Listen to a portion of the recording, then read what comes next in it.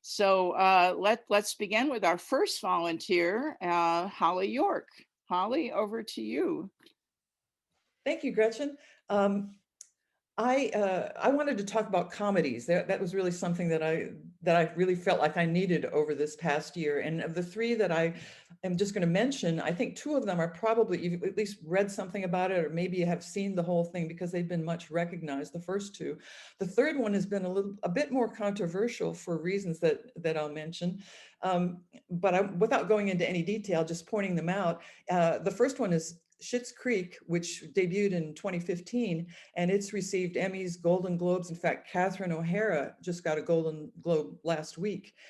Again, it went for 6 seasons, and Daniel Levy, who's the creator, uh, decided not to do a seventh season, much to the disappointment of many people, because he wanted to quit while they were still on top, which I think is a good idea for a quirky comedy, because sometimes these things that are driven by wonderful, crazy characters just really start to go off the rails after too many seasons, and they get too far out. And I think that he probably made a good choice doing that, because it still was a very compelling show. It's basically what I call it a culture clash movie, because and the story is a family, a very wealthy Hollywood family that loses all their money, and all they have left is a property that they had bought as a joke and presented to their son for his birthday. They'd forgotten that they'd even bought it, and they just had the deed to this property in Schitt's place called Schitt's Creek. And it's the characters are hilarious. It's the thing that I really like best about this was the sweetness. There's a sweetness to it, and I think there's no mean-spiritedness. I realize that it's actually a reverse Beverly Hillbillies, which I never watched, and it didn't appeal to me at all. But I think there's kind of a meanness to that. But this has no mean-spiritedness to it, even though it's crazy and weird. It's just very, and I think it's because it's Canadian. And Daniel Levy stars in it with his father, Eugene Levy. And both Eugene Levy is an actor whom I know from Christopher Guest movies. I'm a big Christopher Guest fan, especially Best in Show, the one about the dog show movie I love. So that one, that's the first one that I wanted to point out. The second one debuted in 2017, The Marvelous Mrs. Maisel. Again, much has been said about it and written about it. It's been much acclaimed, and season 4 is coming up. Oh, it's on Amazon. Schitt's Creek is on Netflix. This is on Amazon. And The Marvelous Mrs. Maisel takes place in the 1950s and 60s, and around the character who is an energetic young, very sort of sunny, energetic young woman who has she has a handsome husband, beautiful children. She's from an upscale, very proper Jewish family in Manhattan. And all of a sudden, her world falls apart when she finds out that her husband's been having an affair. And the upshot of this whole earth-shaking, world-shaking event for her causes her to develop a secret life as a stand-up comic. And so she goes into, and she's quite an off-color stand-up comic. She tells family stories in her routine. And Lenny Bruce is a character that appears there, and Tony Shalhoub is kind of an outstanding character, an outstanding character who is Mrs. Maisel's father, appears as her very proper father. What else? I think I'll leave it. Did I say there's loosely based maybe on Joan Rivers? Some people have said. Um, uh, I think I'll leave that. I don't want to take up too much time, because there are a lot of people who have things that they want to point out, and I think some people maybe have seen this one. Looking forward to season 4. The third one that I want to talk about is Dickinson, and this is the one that people either love it or hate it. It's much critically acclaimed. The thing that people object to is that it's fiction. It's historical fiction, and it's based on the life of Emily Dickinson, very, very loosely based on her life, and many, many liberties are taken. For instance, Emily and her friends, who are young, sort of college age, in this talk like today's college students. You know, and it's people say, oh, that's an anachronism, but that's part of it. It's satire. It's you know, there's a satirical edge. It's very hip and edgy. There's interesting music, lovely cinematography. Each episode is sort of built and woven around a poem, which I really like. But there are details, while it's fiction, there are details that I appreciate that are sort of historical details. For instance, the fact that Emily Dickinson would write her poems on little scraps of paper. It shows her carrying around these little tiny scraps of paper. It has dream sequences. They imagine a meeting between Emily Dickinson and Thoreau, which probably there's no evidence that that ever happened, but it was hilarious. And they did live fairly in close proximity and were also contemporaries. Louisa May Alcott also appears, and the ghost of Edgar Allan Poe appears. If you can tolerate historical fiction and don't want everything to be history by the book, I think it's something that you'd really enjoy. Otherwise, it could be annoying if you're looking for really documented history. This is on Apple. It's available on Apple, and I just subscribed for it. There've been 2 seasons. The 3rd season is coming up. This one may be, the earlier episodes I liked a lot better than the later ones. So this may be one of the ones that will not go for a long time, but the ones that I saw, I really did enjoy, with the combination of the poetry and the visuals and the music. And I'll leave it to someone else and let someone else talk. And I will I can put these up in the chat, I think, in case anybody's interested in. And again, we will identify what's been recommended and also where you can find what's been recommended in the newsletter article that'll be out, not this week, but Wednesday next week. That's great. So some of you, I know, were here when Holly had us work with some of Emily Dickinson's poetry early in the summer, I think it was, Holly. Again, people may want it. We hope we'll have time at the end for people who might want to comment on some of these same suggestions to do that. But yes, let's move on to the second of our volunteers who also went a literary route with a couple of her recommendations, and that's Liza Davis.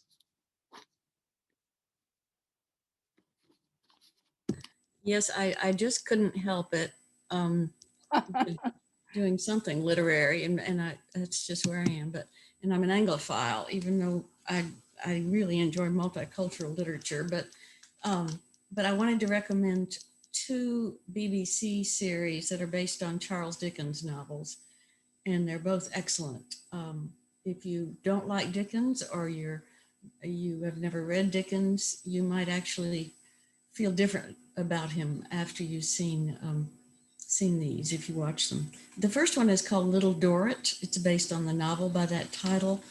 It's a 2008 BBC miniseries, has 14 episodes, and it stars some actors you'll recognize: Tom Courtenay, and my younger students would have no idea who that was, but we all know him, possibly, or many know him as the actor in The Loneliness of the Long Distance Runner, wonderful film made back in the early 60s, and then Dr. Zhivago, and he's done a good bit since then. Little Dorrit, Claire Foy is in it as well. The Queen, the first season of The Queen, first 2, I think, she plays Elizabeth, the Crown, I'm sorry, did I say the Queen? So these are, Little Dorrit is available on PBS streaming and on BritBox, and it may be available on Amazon. I have not checked that. Yeah, it is available on Amazon. I took that down. Several things. It's set, at least initially, in one of the debtors' prisons in London, the one that Charles Dickens's father was actually imprisoned in. And debtors' prisons were really just so futile because the debtors and their families lived with them. They had no way to get out and work and take away the debts. So Dickens was very conscious of that, having had a parent there, and he spent Sorry, time. I'm having trouble hearing you. Oh, sorry. And he also, I'm sorry, I'm trying to talk louder here. Anyway, the senseless and futile institution of the debtor's prison, Marshalsea, is really well brought out. And Tom Courtenay plays the debtor, William Dorrit, who's been there for 30 years. His youngest daughter, Amy, was born there. He has 3 children, and she is really one of the 2 central characters. She is kind, empathetic, giving. Claire Foy plays her role, and she's excellent. Another theme is the incomprehensible and utterly inefficient institution of the British Treasury, which is satirized here as the Circumlocution Office. And another central character, Arthur Clemens, is part of, he's not part of that office, but he goes there and introduces it to us, looking for some information. There's so many other characters, I don't want to go too far into this, but it's a mystery as well around Arthur Clemens' origins. And there's a murderer named Rigaud, who's played by Andy Serkis, who was Gollum in The Lord of the Rings and has done a number of other roles, but he's an excellent murderer.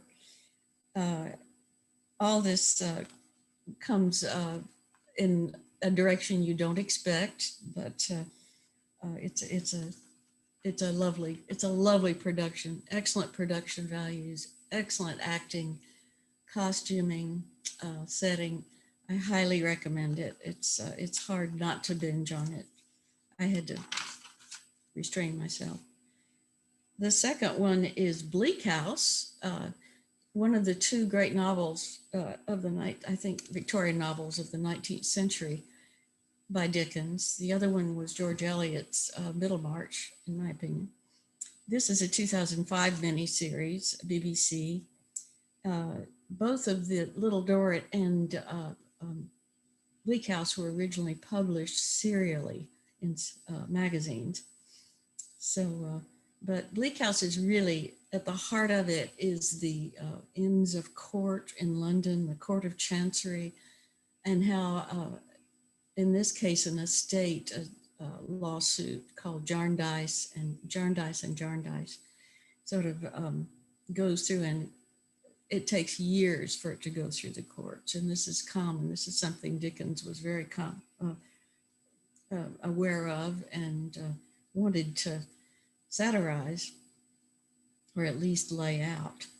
So there are several people you need to know about. The most prominent is named Esther Summerson, who is played by Anna Maxwell Martin, excellent actress. And Lady Dedlock is another main character. She's played by Gillian Anderson, who was she in The Crown? I can't remember, but I haven't seen all of it. Anyway, it's just, it's so beautifully done. Gillian Anderson just did Thatcher. Thank you. That's it. Yeah. She just did Thatcher. Thank you. Carey Mulligan is in it. Let's see who else. Matthew McFadden, who you may know him from, I think most recently he got an Emmy for doing Succession. But before that, he was in Death at a Funeral, which is a hilarious movie, and several other things, MI5. He's a good actor, Pride and Prejudice, so good actor. And it really, you really find out how Dickens felt about some of these British institutions that imprisoned people. In Little Dorrit, there are several kinds of imprisonment, but also kept people on edge, kept them sort of in limbo financially and emotionally as well. So those are 2 series. There's a villain in each one. In the second Bleak House, it's Tulkinghorn, who is a lawyer, Lady Dedlock's lawyer. So mystery abounds, and they're all worth seeing. They're both worth seeing. The third series I wanted to recommend is Unforgotten, which some of you may have seen. There are actually 4 seasons, but the 4th just aired in the UK, so we won't see it for a while. But it is a crime drama, and I've seen a lot of crime dramas. This is the best I've ever seen in every regard. Nicola Walker is the center of it, and what's his name? Sunjeev. Let's see, I can't remember his last name, but you would know who he is. Sunjeev Bakar are a DCI and a DI who work together to solve in all the seasons cold case crimes. There's nothing predictable. There's nothing cliched. There's nothing trite about the two of them. They're empathetic, multidimensional people, and so are the folks whom they are investigating about these crimes. The plots are excellent. Production values are excellent. It's altogether worth seeing. In fact, Tom Courtenay appears in this too. I believe it's the first season, and he actually won a British BAFTA award for his role in the first season of Unforgotten. But it's riveting and so well done, and there's just nothing plastic about it, and there often is, in particularly American crime dramas. And let me just mention one, I won't go into it, but there's another series called Spies of Warsaw, if you're interested in World War II. It takes place in several settings, but it's 1937 to 1939 about spies in Warsaw. And I believe it's on Netflix, but it might be on Amazon Prime. David Tennant, excellent 4 episodes. Gretchen, did I use David Tennant, Doctor Who, woohoo. That's I'll right. check that out. And Hamlet, he does a wonderful Hamlet. Oh, yes, right. Well, Hamlet, yes. The Unforgotten, I agree. It's like they recruited every top actor in British television to participate in that. And that's true in the other 2 as well. I mean, actors you've seen, Alan Armstrong. Oh, yeah, absolutely. Well, we have, thank you, Liza, and we have Katherine Mitchell, who was also drawn to British stuff, so to speak. So I'll let Katherine tell you about her wonderful choice. Katherine. Okay, I've really never binge watched it because we watched it live, but I found myself longing for Sunday nights so that I could watch the next installment. That's All Creatures Great and Small. As was just said, it is a BBC production shown on public television in the series and based on the James Herriot story. When Gretchen first asked me, I responded with 2 or 3 little sentences, and I'll tell you what I said that got me this gig. It was filmed in the beautiful English countryside. The main characters were kind, loving, capable, and honest. Can you imagine how wonderful that was in this, our time period? The principal main characters were, as you may know, veterinarians, and never knew it could be so calming and lovely to see a man stick his entire arm up the butt of a cow, but it was 1,000 times better than watching the news. The main character who, now I'm a past that quote. The main character who represented the author James Herriot had left his parental home to begin life as a professional veterinarian. His employer, Siegfried, was a very respected vet whose practice was mostly in a farming region. The older vet could be quite brusque and demanding, but was also a man of integrity and kindness. Both men were completely committed to providing excellent veterinary care, even if it meant the owner of the animal might be displeased, as when the young vet had to put down a prize-winning and magnificent racehorse. The villagers, many of whom had placed bets on the morrow's race, could be a rowdy bunch and were quite angry about this, but the more experienced vet stood up for his young and very capable assistant. But all were not impoverished farmers. There was a dowager, played by Diana Rigg, who insisted on feeding her spoiled pet Pekingese anything and everything it shouldn't eat. When the vets returned the dog to her care, she immediately fed it chocolates filled with liqueur. The vets could only stand there speechless. Those are readily available in Europe, by the way, and they're really good. The household, I don't think you can get them around here. The household of the two vets included an understanding and kind housekeeper cook. Soon the two vets were joined by the older man's younger brother, Tristan, who had just received failing grades from veterinary school. The young brother was not a good student and a bit of a playboy, but really not a bad person. Both of the young men quickly realized that their survival in that situation demanded that they be friends and try to support each other's efforts. A funny near mistake occurs when the two young men return from an evening of drinking, which was not something James was accustomed to. Accidentally, James, in the dark of night, I just lost it, doesn't realize that he has returned the cat that was loose in the building to the wrong cage. The next morning, the cat was taken to surgery for its castration. Fortunately, at the last second, the owner came in and inquired about the cat, and the problem was caught. The cat remained intact, and the woman was not charged for what then was the treatment performed, the correct treatment. As any good story might require, there are two budding love interests. James is very interested in Helen, the prettiest young woman in the area, while Siegfried, who has been a widower for years, has become reacquainted with a very beautiful woman, Diana, who seems quite eligible.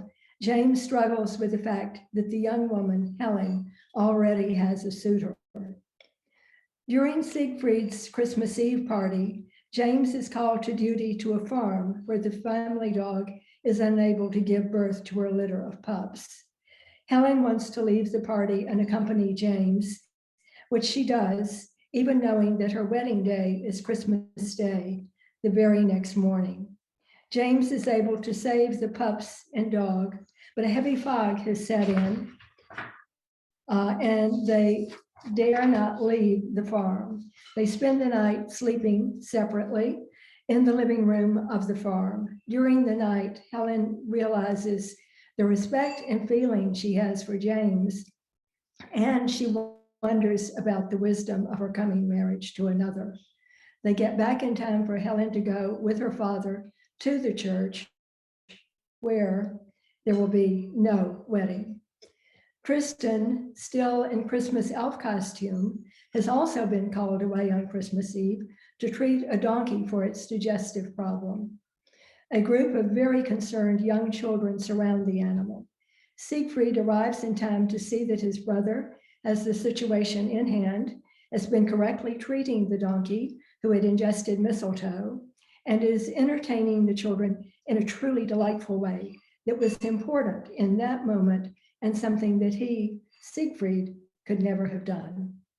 Siegfried later asked Tristan for advice about courting Diana. Here comes the best single line of the series. You're asking me about courtship when I'm here dressed as an elf and my date is a donkey? Both men laugh and Siegfried goes out to meet with Diana, who seems receptive to his bashful courtship. As for James and Helen, we'll just have to wait and see. The whole series was very well done and captured the beautiful countryside of the Yorkshire Dales, the life of the rather poor farmers, and the wonderful qualities of the main characters. Siegfried lived in relative prosperity, but frequently performed his services without charge and invited the whole community when he entertained for Christmas. The series was a powerful yet gentle antidote to the news of the day. I hope they'll rerun it. So that's it. Thank you. You're right. I just loved your line in your first email, Katherine, about finding wonderful escape from our current realities with a show in which the vet spends so much of his time with his arm up a creature's butt. I'm sure many of us have read the books.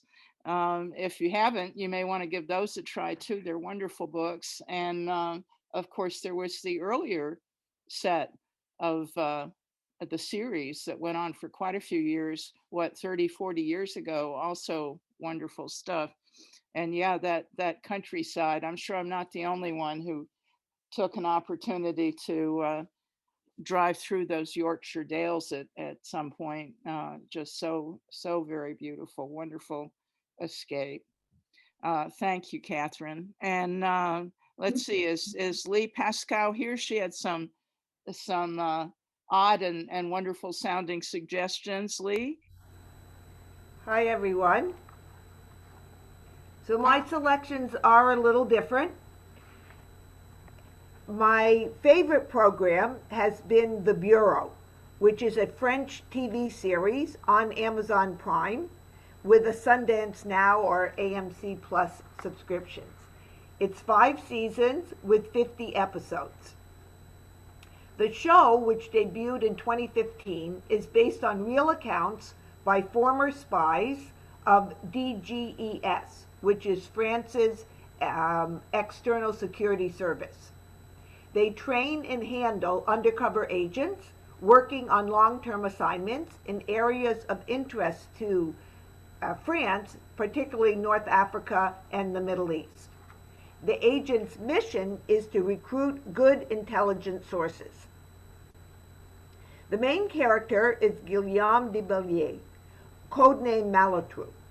He has returned to Paris after having spent 6 years in Syria, and it's a difficult transition for him. He's divorced, has a 20-year-old daughter, but things get complicated when he finds out that his lover from Damascus is now living in Paris.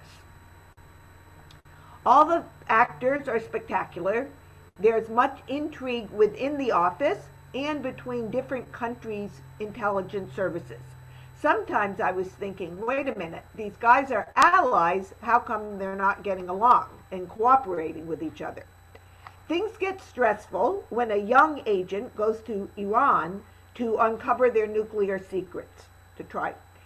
The tension increases when they go after a French jihadist who is publicly taunting France. I don't want to reveal too much, but Malotru becomes a double agent. The technology is what really intrigued me. They have their cell phones and they're constantly taking out their SIM cards so they can't be traced. And then they can track a Jeep in the desert with much precision, as well as hack into hospital systems, etc. In 2020, they broadcast season 5. Eric Rochant, the creator and director, gave over the last 2 episodes to Jacques Audiard. I thought the ending was off the charts amazing. I would love to discuss it with you after you watch the series. My thoughts were that open diplomacy, talking with your enemy instead of investing in espionage, could be the better track to pursue. A 6th season is in the works.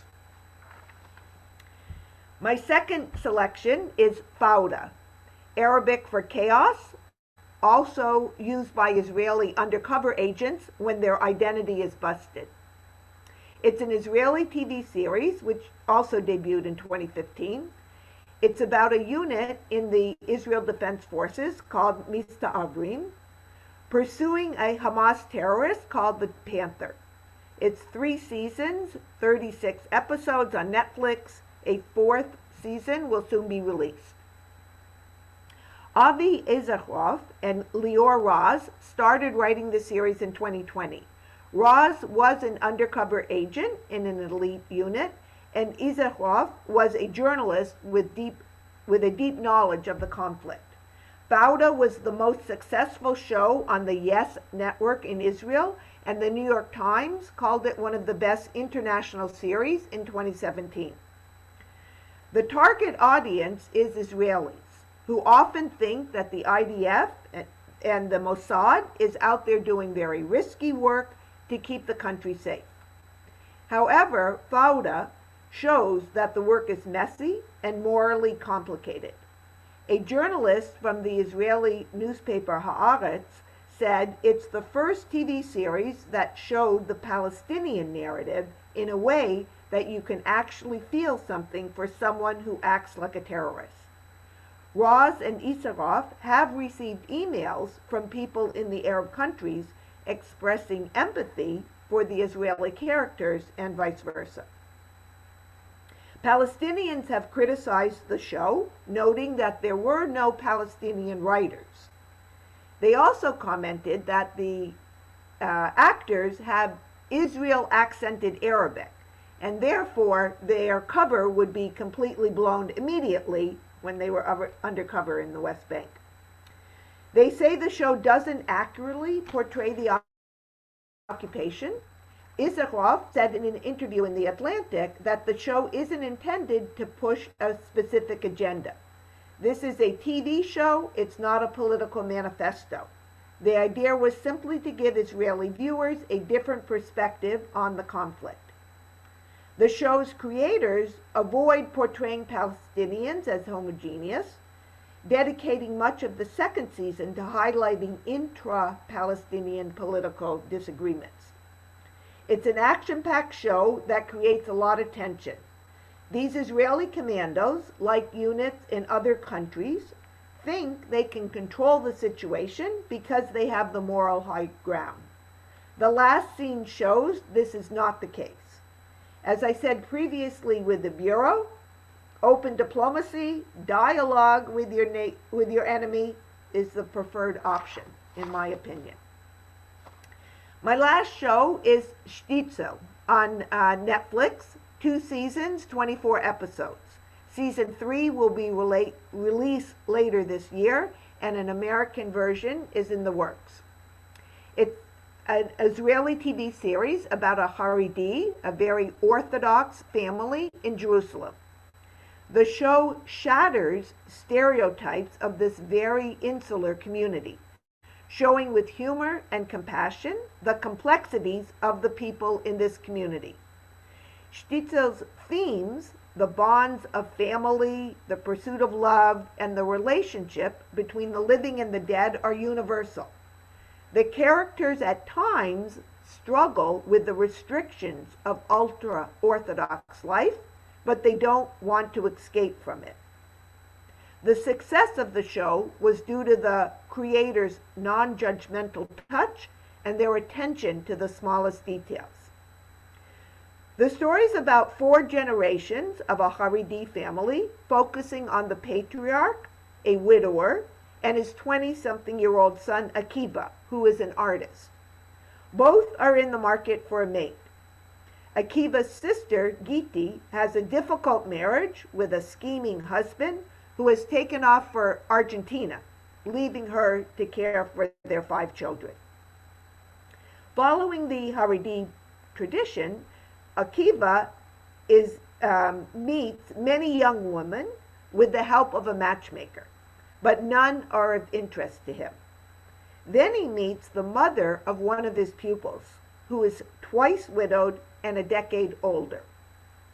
Akiva's romantic and artistic yearnings conflict with his father's expectations and the strict norms of the Haredi world. Shira Haas, that many of you may know from the film Unorthodox, is the daughter of Giti. In 2014, the series won 11 Ophirs, the Israeli version of the Emmys, and 2 years later, Israel's public broadcaster bought the rights to the show. This is a terrific soap opera about ordinary people who happen to be ultra-Orthodox. Thank you. Yes, thank you, Lee. I don't know about the rest of you, but I've got quite a list going here of shows I really want to check out, and the ones that introduce us to life lived elsewhere, especially appealing. And I know Brenda, who's going to talk to us next, has one of those. So Brenda, over to you.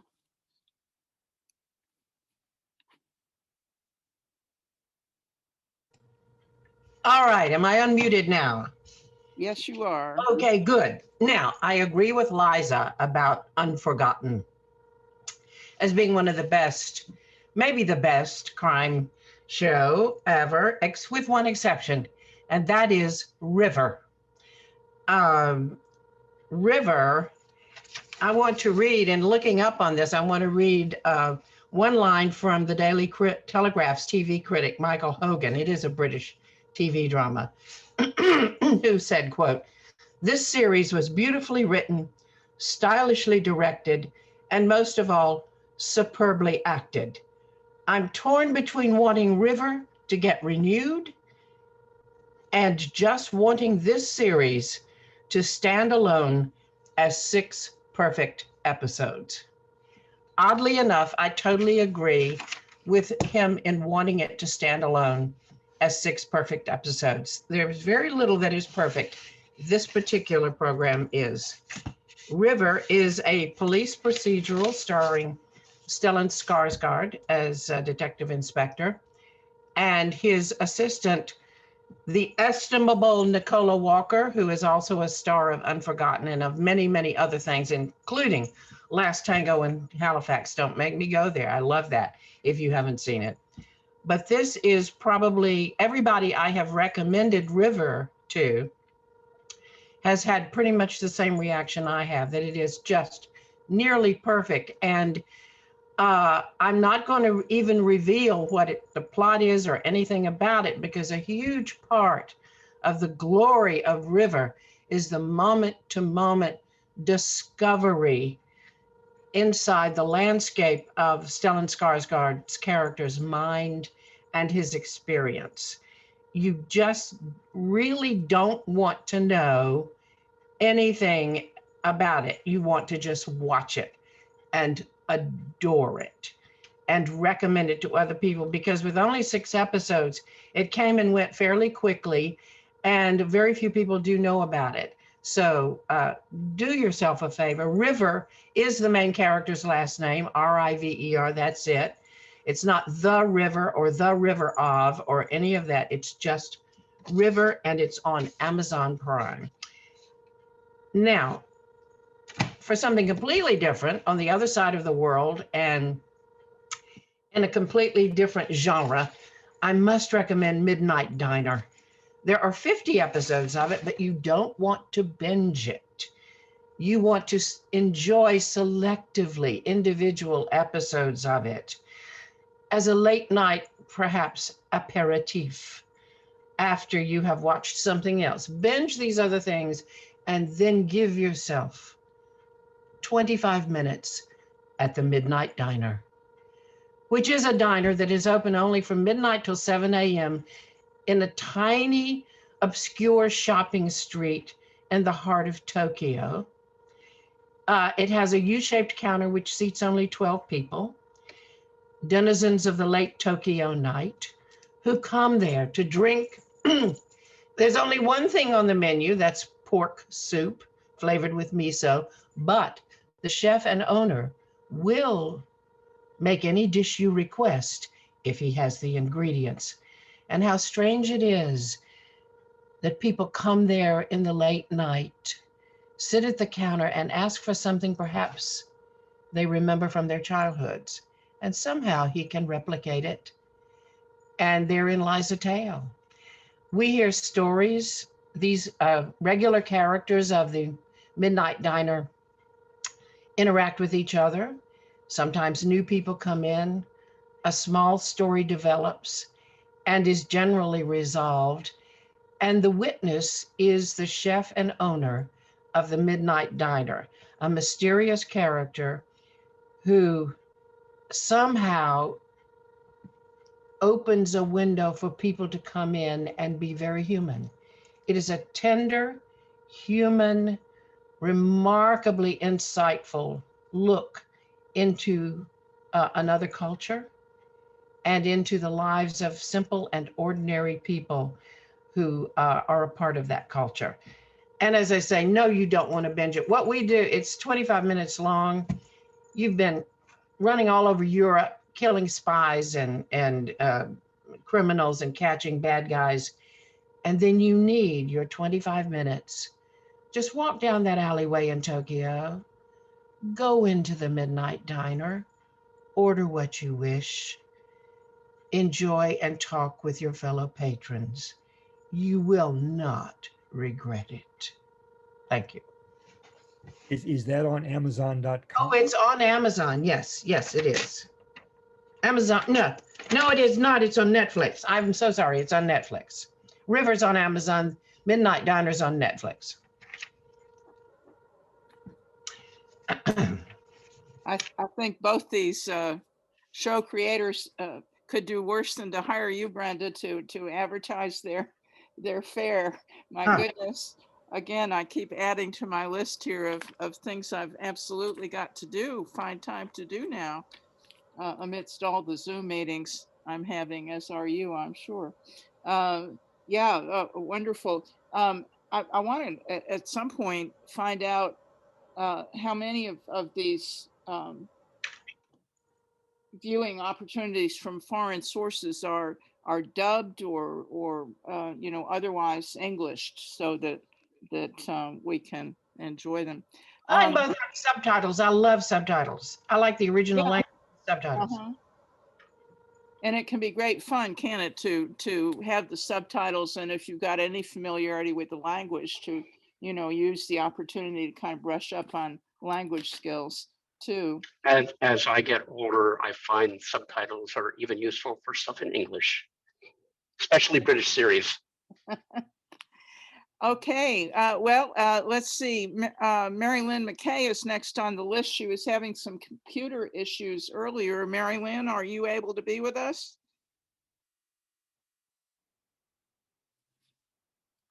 Yeah, I wonder what that means. Are you there? Yeah, can you see me? Oh, I'm Yes, now look. Here I am. Am I here now? Can you hear us? Yeah, you can't see me? We can see you. We can see you. And you can hear me? I can see you and David Tennant behind you. Yeah, and I also have a little, there we go. So I'm only going to talk about one show. There's David Tennant and there's Michael Sheen on the other side. And this is Good Omens. It's an Amazon Prime Video miniseries. It only was 6 shows, and it was of a book called Good Omens that was written together by Terry Pratchett and Neil Gaiman, 2 of my favorite English authors. And Gaiman is still alive, still writing, still doing incredible things. He writes fantasy, science fiction, comic books, stories, screenplays, all kinds of things. Terry Pratchett wrote books. He wrote 48 books. It's a series, just all about what he called the disc world, which was a satire in its nicest sense, with sort of crazy situations and worlds all in this one place. And so some of the crazy stuff in Good Omens is clearly Terry Pratchett's. The story itself is of a fussy angel played by Michael Sheen, who is really very worried about what heaven thinks about him, and a Alush demon played by David Tennant, who really is kind of easygoing and takes a rather casual view of how to do his job, which is to not really damn people to eternal fire, but he lets people do it themselves, which they're all too happy to do. And he and the angel and the demon have both been on Earth since the beginning, since Adam and Eve. Of course, he was the serpent. The Tennant plays Crowley, the serpent, and Aziraphale was the guardian on the Eastern Gate. And they met, and they continued to meet for the next 6,000 years. That's how long it's been, according to Terry Pratchett. The series is 1 hour for each of the sections. It starts off with a sort of a very Pratchett-y ramble with something that takes too long. And I would, when I rewatch it, I always skip that part, but it's Frances McDermott plays God, which is always kind of nice. The extra players, what happens is the Armageddon is nigh. The Antichrist has been brought to earth, and once that happens, it's going to be Armageddon. It's going to be heaven against hell. And these two, the angel and the demon, love earth so much they want to try to save it, and so they're pitted against everybody else. Whether you want to go into a nutty kind of a sci-fi fantasy situation or not, go to the third episode and watch the first 30 minutes, which is views of them through history meeting together at the Ark, which Crowley is appalled by the idea of the Ark. I mean, they're going to drown everybody, and Aziraphale's, well, not everybody, Noah, he's going to be okay. And he just sounds like something my lot would do. And then they move on. Shakespeare makes an appearance. He's writing Hamlet. Hamlet was a total failure, but luckily Crowley did Aziraphale the angel a favor and said, okay, well, I'll make it a hit. It'll be good. And so you get to see all these silly things. Tennant is absolutely he's won awards for playing Crowley. He's cynical but soft-hearted. He drives a vintage Bentley at speed through central London, and Sheen has a cover as an antiquarian book dealer, and who never wants to sell a book, and collects misprinted Bibles, which will tell you quite a lot. There's a fair amount of gentle chiding about religion in this, and as you can expect from the two. I enjoyed it. There is a cult following of this that if you watch it once, you've got to watch it twice, maybe 3 times, and you start seeing these connections that are, oh my God, the 4 horsemen, they're mirrored in the kids. Oh my God, the end of the last episode is so incredible. You need to see this. So it's little things that grow on you. And I don't know why I even suspect that anybody wouldn't like it. I loved it, but it's not something you might want to see at first glance. And the first part of part 1, the first 30 minutes, as I say, isn't the way it's going to go. It immediately goes to the best parts, where the interactions between the angel and the demon. So I think I would recommend Good Omens, and then they becomes like an old familiar thing. I keep wanting to watch something new, but Good Omens is still on. And as I say, it's on Amazon Prime. It was a video miniseries that they paid to produce, and it's quite remarkable. You'll enjoy John Hamm as the angel Gabriel, who has to be a manager in the American mold. So there you are. That's a quick one. And I just wanted to, I noticed at the end, there's a mention of a shout out, maybe if there's time. And I'm just going to say One Night in Miami is indeed excellent. Woody was going to say something about that. And I hope he does, because it's really good. And I've liked River too. Bye. Thank you. Boy, that David Tennant does get around, doesn't he? So many of these actors do so many different kinds of things so well. And again, the books that you mentioned, I think are great reads myself. Thank you, Marilynne. And we've got Ron Johnson with us, and Ron, feel free to.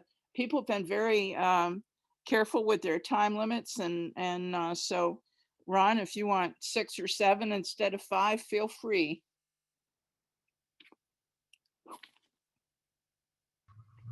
There he is. Okay, let's see what something is. Okay, there I am. Thank you, Gretchen and Gray. I've just enjoyed these Monday luncheons a lot. It's good programs, and I always enjoy looking at the gallery and seeing people I've known for many years. So it's been a pleasure. I want to talk about 3 books that I think all have something to say, and they're all fun. I think I see these as just delightful movies. The first one, and the first 2, I think, are not very well known. First one is called The Biggest Little Farm. The Biggest Little Farm, which is available on Hulu, or you can rent it from Amazon. It's a 2018 American documentary film that profiles the life of Chester and his wife Molly as they acquire and establish an environmentally sustainable farm in Moore Park, California. On Rotten Tomatoes, the film holds an approval rating of 91%. The site's critical consensus reads, uplifting, educational, and entertaining. The Biggest Little Farm is an environmental advocacy documentary with a satisfying side dish of hope for the future. The Los Angeles Times' Robert Abele wrote that the film is a lush tour of transformed land and photogenic fauna. It is so appealing as a chronicle of dedicated do-gooders who actually do good. Watching the Chesters fight past disillusionment to learn the real lessons of harvesting in communion with nature is what gives the movie its rousing, illuminating power. I might say that in order to stay within my 5 minutes, I've written these things out, so I'm reading to you, and they're largely copied from Wikipedia. Second movie is called The Guernsey Literary and Potato Peel Society. The Guernsey Literary and Potato Peel Pie Society, which is available on Netflix. This is a 2018 historical romantic drama film. The screenplay is based on the 2008 novel of the same name. Set in 1946, the plot follows a London-based writer who exchanges letters with a resident on the island of Guernsey, which had been under German occupation during World War II. Guernsey is an island off the coast of France. It's a British island on the coast off the coast of France. On Rotten Tomatoes, film holds an approval rating of 81%. The website's critical consensus reads, far more traditional and straightforward than its unwieldy title. The movie offers delightful comfort food for fans of period drama. The film received mixed reviews, but Harry Windsor of The Hollywood Reporter gave the film a positive review, saying, buoyed by a remarkably appealing star turn from Lily James, this handsome tearjerker mostly sidesteps the tweeness of its title to become somehow both an old-fashioned romance and a detective story. I think that's just a delightful story. And the final movie is a much better known movie. It's called A Beautiful Day in the Neighborhood. A Beautiful Day in the Neighborhood. It's about Mr. Rogers. It's available on Starz. It's a 2019 American biographical drama film inspired by the 1998 article, Can You Say Hero, by Tom Junot, published in Esquire. It depicts Lloyd Vogel, a troubled journalist for Esquire, who is assigned to profile television icon Fred Rogers, played by Tom Hanks. Pretty hard to go wrong with Tom Hanks movies in any case. On Rotten Tomatoes, the film holds an approval rating of 95%. The website's critical consensus reads, much like the beloved TV personality that inspired it, A Beautiful Day in the Neighborhood offers a powerfully affecting message about acceptance and understanding. Steve Pond of The Wrap wrote, A Beautiful Day in the Neighborhood finds a gentle state of grace and shows the courage and smarts to stay in that zone, never rushing things or playing for drama. But just as Mr. Rogers used his show to talk about big issues with children in a tone that was softer and more halting than you'd expect given the subject matter, so does Heller stick to understatement in a way that threatens to become dull or sappy, but never does. Okay, so 3 movies, all I think with good messages for us, and all of which I think just are fun to watch. So I recommend them all. I might comment Hulu and Stars, if you haven't seen it, generally you can get for free for 7 days. So you could see them for free just as well as other things. The other thing I'll just throw in, since you've given me an extra minute, is the Crown has been mentioned several times, but if people haven't watched The Crown, they ought to watch The Crown. And particularly if you watched Meghan last night, I think you want to watch The Crown. I think the two go together very well. Okay, well, thank you. Thanks, Ron, and thanks for mentioning The Crown and also the show last night. Yes, indeed, quite something. Yes, thank you. And we have Susan Nahmias with us with some suggestions, things that she and Andy have been looking at and think we might enjoy as well. So, Susan, there you are. Yeah, hi. Happy International Women's Day. Thank you. Our goal has been to compensate for 8 to 10 hours watching the news over the year per day.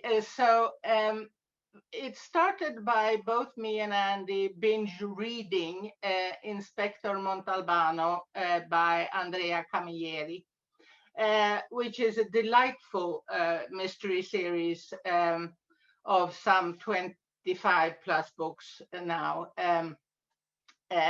set in Sicily, and with a delightful main character, a family of people that you get to know closely, and of delicious food. The recipes that you get from those books are very good. So when I discovered in April that there was actually a TV series made, I made some effort to find out if it was available in the US. And there is a channel that a lot of people don't know about that is called MHC Choice. That has all kind of European, Scandinavian, German, French, and lots of Italian, mostly mysteries, but a little bit of other stuff too. And so we have watched the Inspector Montalbano series, which shows an interesting picture of current Sicily, contemporary Sicily, with politics, with mafia, with immigrants. So it's not only the food that attracts, but there are other Italian series on that channel. We have just finished Inspector Vivaldi, which is set in Trieste, which is a city I had never seen or knew very little about. It's a mystery and family drama. Bulletproof Heart is set in Milano, I believe. Both of those are also showcases for older actors. One of them was 75, the other one in his 70s when they started doing the series, and are both funny, sad, delightful entertainment. And a hilarious version of Nero Wolfe. I don't know if my father put Nero Wolfe in my hands when I was young. American mystery main character whose predominant characteristic is his fatness. And we have him set in Rome with Italian actors, which is really amusing. And the Swedish one, we have also watched The Sandhamn Murders, by a book series by Viveka Sten that some of you might have read. And they are very, very well played and very exciting. I also, before I go, want to mention the Grand Hotel versions. Some of you might have watched the Spanish Grand Hotel. I wasn't that enchanted by it, but then I found that Egypt had made a version. It's called Secret of the Nile. It's also on MHC. Sorry, no, it's on Netflix. And it is, according to my sister-in-law, very time-wise correct in its description of Egypt in the 30s and early 40s. But it's a soap opera. It's a fantastic soap opera. And we kind of gave up in the very end because it was a little bit too much soap. There is also an Italian version of Grand Hotel called Imperial, which, if you prefer Italian to Spanish, might be worth. It actually stops after the first season, so you don't have to get into all the absurd complexities of the soap. And that's part of what we have been watching this last year. That's great. Thank you. And please, Susan, do send me the list, okay, or what you've got written out there so I can incorporate information into the newsletter article about our program today. That's Will do. Great. Thank you. And let's see, Selden is with us. It's good to see you, Selden. And I know you've got at least one interesting thing and on the list, and others that you've mentioned in emails. So go, and you've got that wonderful library background behind you again. I'm sort of an outlier because I don't watch much drama online. Partly, I'm just cheap and I'm not willing to pay the cost of Netflix. I've currently got a $1.99 a month Hulu subscription, and the only reason I've got that is to watch Rami, which is a series that came out last year, built around an Egyptian-American stand-up comedian and it basically deals with growing up Arab and Muslim in the United States. And this year they've got the second season. It's unlike a series that Lee mentioned. They've got real Arabs speaking Arabic, but with subtitles. And it's nice when the dialogue is in English, the subtitles are in Arabic and vice versa, if I remember right. But most of my time is spent watching and listening to YouTube music videos.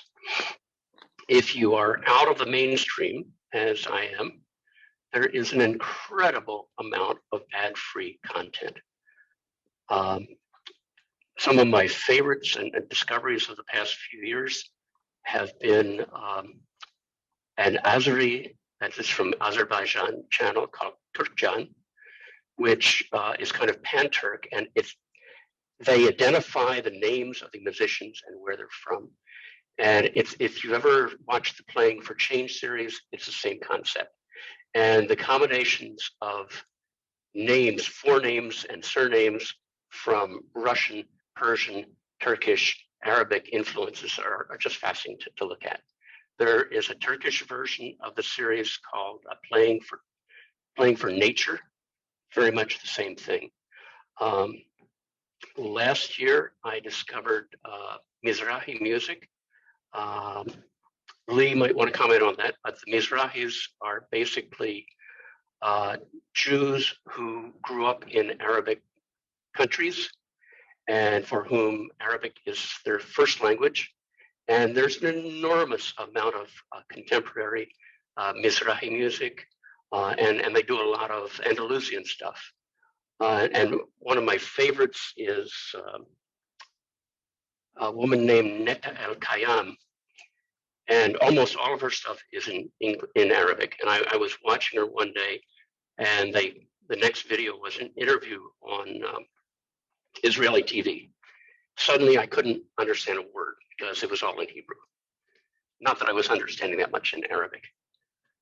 So I think you are referring to, I contacted you last Thursday. I think I went on a binge of what turned out to be Appalachian and bluegrass music. And has anybody heard of Abby the Spoon Lady?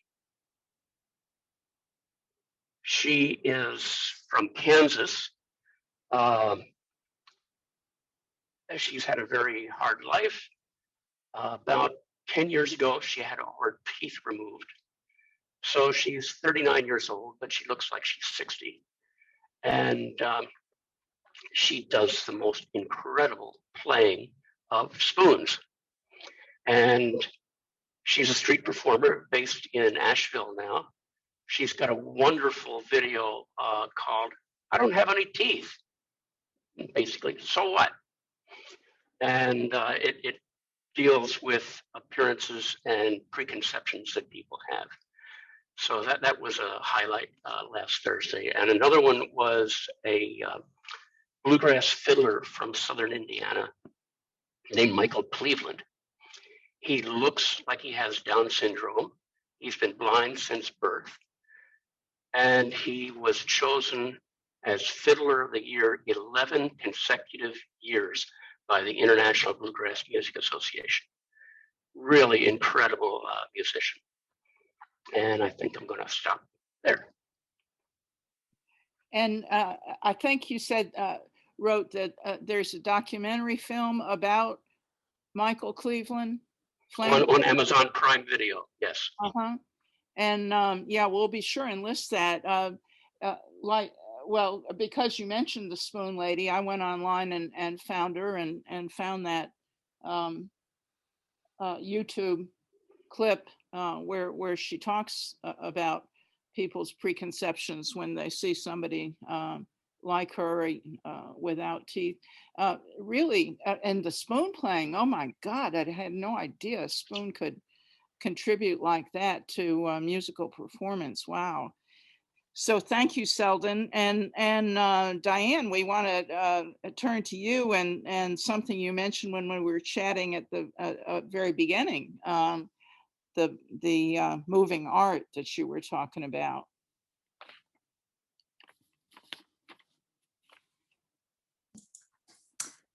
Yes, it's just it's something very easy to watch. There's no dialogue, it's just music and beautiful visuals.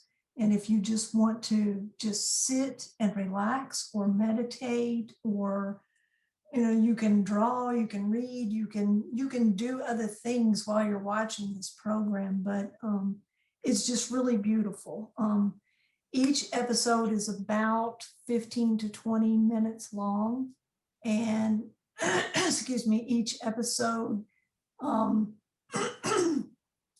has a different theme. It could be a location, or it could be something like waterfalls or flowers or forest. Excuse me. But it's just a very soothing program to watch, and it's gorgeous. It's absolutely gorgeous. The cinematography is done by Louis Schwartzberg. I think that's how you pronounce his name. And he is also known for doing fantastic fungi and things like that. So yeah, just, if you want something relaxing to watch and some really beautiful music to listen to, just take a look at Moving Art, and it can be found on Netflix. Netflix, okay. Great. One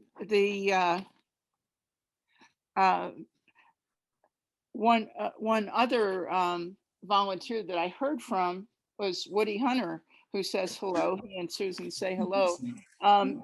I don't believe he's here. He said he didn't think he'd be able to be here today, but he did want me to mention a recent movie that he highly recommends, and I've heard a couple of the others of you mention it too, including Marilynne. And it came out in 2020, One Night in Miami, and I checked it out, and of course found a good deal online. It was much nominated for Golden Globes. Regina King is the director, and much acclaim for what she did with the movie and for the actors in the movie. It tells the story, and I'm going to, Marilynne, ask you too to tell a little bit about it.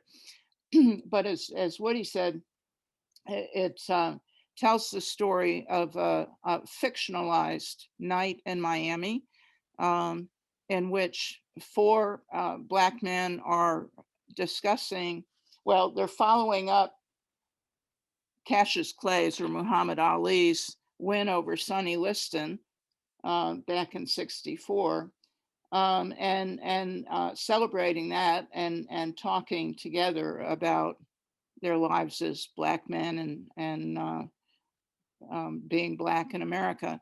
And the four men are Cassius Clay in the process of becoming Muhammad Ali, Malcolm X, Sam Cooke, the great singer,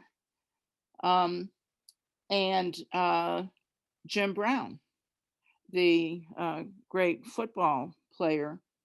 And they talk together over the course of a long night, and apparently it's quite a movie. Marilynne, you want to say a little bit about it? Sure. It's everybody transforms during the evening. It's a pivotal point for all of them, as Gretchen mentioned. It's just before Muhammad Ali, Cassius Clay decides to become Muhammad Ali.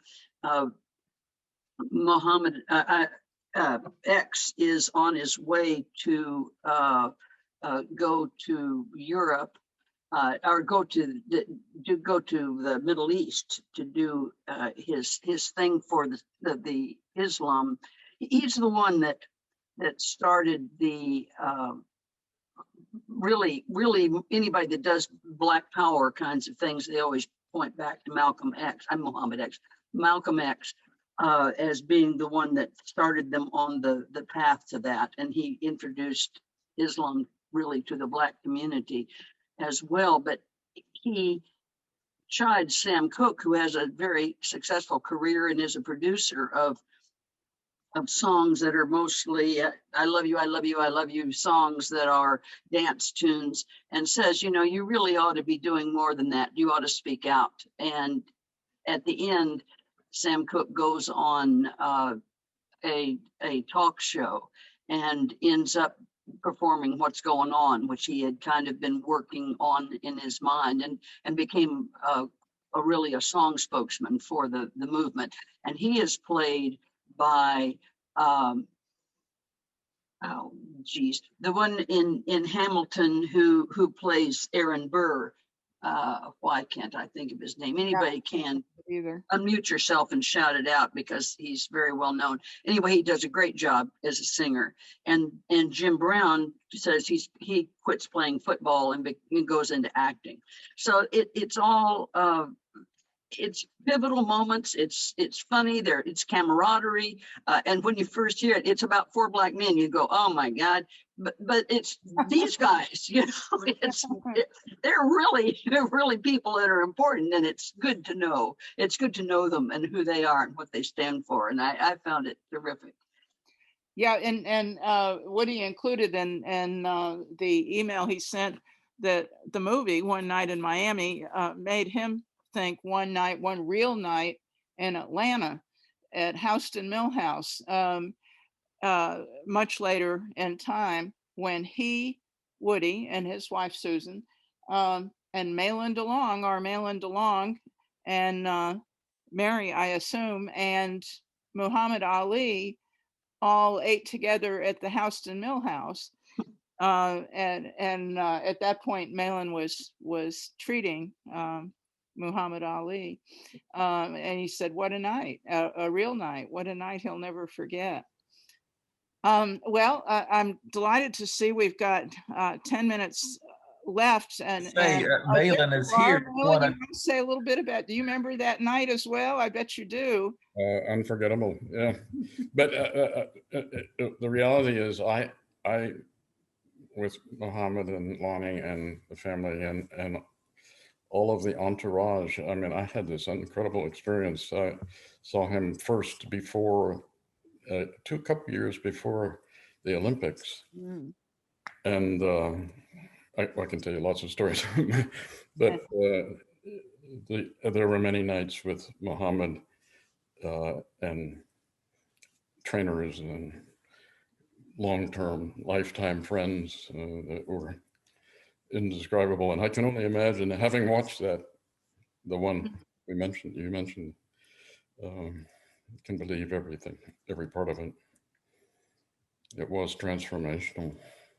Well, even just watching him at the Olympics was transformational, you know. Wow. I will just claim a minute or two and then open it up for comments from others. But I did just want to mention that you really ought to take a look at the first year, at least, episodes of this Australian soap opera that ran for 7 years, with the 83 episodes that I ended up binge watching. It was not an afternoon soap opera every day. It was an evening soap opera. So once a week, ran again for 7 years. Big Hit started in 2010, ran to 2017 or 18, I guess, because there was a hiatus in the middle. But and the focus is on two sisters.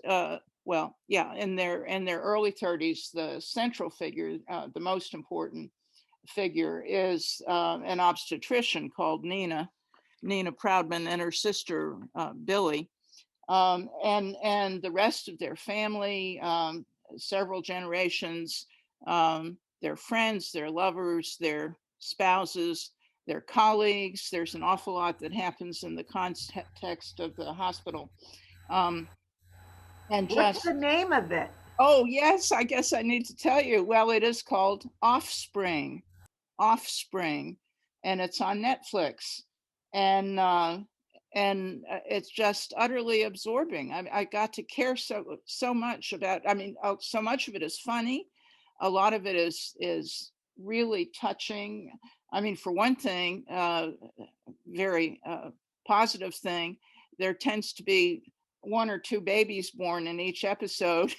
And you know, that's always upbeat. Of course, Nina, the obstetrician, tends to look at the doctor she's working with, and that's the beginning of a whole sequence about yet another relationship that fails miserably. But just wonderful characters, and much awarded. And the woman who plays Nina, I think it was 6 or 7 years she was chosen, you know, not just as the most popular TV actress, but the best, critically acclaimed. So hard to resist. I'll just say, if you want a little taste, you might seek out the episode that's called Your Sister's a Six, because it turns out Nina, the obstetrician, kind of inadvertently sleeps one night with her sister's partner, Mick. They're both miserable, and they're drinking, and they end up in bed together, and all hell breaks loose in the family, you can imagine. And the way Mick gets back into Billy's good graces is composing a song. He's a singer, songwriter, and he composes and performs for the general public a song called Your Sister's a Six when it comes to lovemaking. But you are a perfect 10. Anyway, funny, utterly absorbing, I recommend. But let me open it up, because I'm sure there are others of you who've been wanting to mention something. You say, oh, right, there's such and so that I think is wonderful and that I want to tell others about. So we've got a little bit of time. Should we just go to gallery mode maybe, Gray, and let people speak up?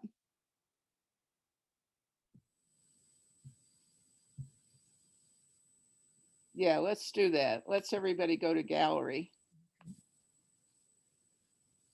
Okay. So anyone who'd like to, Don, was that you? Yeah. Hey, Don.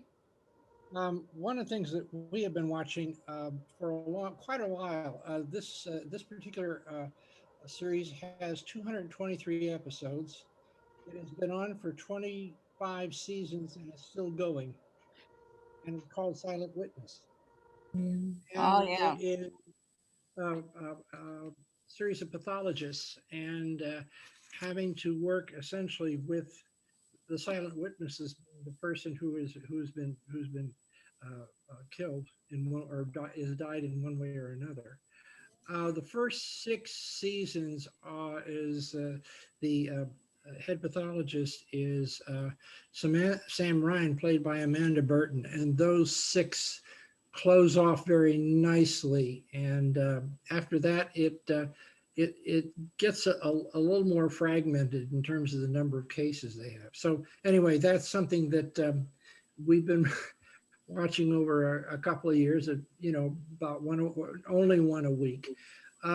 Other shout outs is to Ted Lasso. What's the name of it? Sorry, what's the name of it? It's Silent Witness. Okay, thanks. And I'll get it in the newsletter. The other one is Ted Lasso, which is on Disney Plus, and just is a true hoot. That's going to have a second season. Someone suggested that Ted Lasso is a little bit like Gomer Pyle, but that's not being fair to the character. And the other one, of course, is that if you got Apple is The Mandalorian. That is a hoot and a half. I mean, essentially, it's the Star Wars universe without having a lot of fables around and having to worry about fathers and stuff like that. So those are the 3 that we have found very interesting and have enjoyed. Thank you, Don. Kurt Heiss, you want to tell us, mention Midsummer Murders? I just want to sustain what Don said. We watched all the current season of Midsummer Murders as well as Silent Witness and enjoyed them. And they are binge worthy on Friday night for date night, if that's what you're interested in. I have agree. Go ahead, Marilynne. A David Tennant as and Olivia Colman in Broadchurch as the mystery. He also did it as an American show, and they brought him with a bunch of Americans, and he did an American accent, and I just turned it off after one. Just said, I'll go back and watch Broadchurch again, because those 2 are so fabulous together. Yeah, it's only it's 2 seasons. I'd like Karen, you got something? Go ahead. Oh, excuse me. I just wanted to mention. Please. I mentioned a film called it's called Final Portrait, and it's basically about Giacometti, Alberto Giacometti, and it's really an incredible film with a performance by Jeffrey Rush that defies description, and his reclusive brother Alberto, played by Tony Shalhoub. It's another performance that just can't be missed. But Giacometti was conversant with John Paul Sartre, Beckett, and Genet and others. But actually, it was Sartre who said about Giacometti's figures that they always are mediating between nothingness and being. So I really. Now, this is silent. What is it? Silent Sculptor? Is that what you said? No, it's called Final Portrait. Is the Portrait? Name. Okay. And it's really worth. That sounds great. You can't go wrong with those actors. My goodness. You And cannot. that subject matter. The whole cast is good. It's really one of those films that is has to be seen. I think it's on Netflix. Where do you get it? You can actually you have to rent this one on Netflix film. Okay. So it's available now. I wanted to just mention Gretchen. Something that somebody mentioned earlier, and I would hope many of us have seen it already. It's certainly binge-worthy, is namely Last Tango in Halifax. Just extraordinary storytelling and performances, and again, as in so many of the British series, the place is as much a star performer in the piece as the people. Jim, you had something you wanted to suggest? Yes, I got here very late, and unfortunately, and I just wanted to share a few things. I always look for those that have many episodes, so I don't sort of see one movie and then I can't see more for as I go on the week. Maybe these have already been mentioned, but Borgen, Borgon, which is a Danish film. And it's interesting that you can have it in Danish or you can have it in English. And the dubbing English is wonderful. It just seems to be, they just have the right voice for the right character. So Borgen goes on for at least 3 or 4 seasons. And it's about a woman who becomes the prime minister of Denmark. Oh. And so it's really interesting. The second one is the French Village. And maybe you have watched that, but this goes on for many episodes and it's really intriguing and entertaining. The third one is Newsroom, which was an American one, goes back to, I think, yeah. And maybe someone has mentioned that.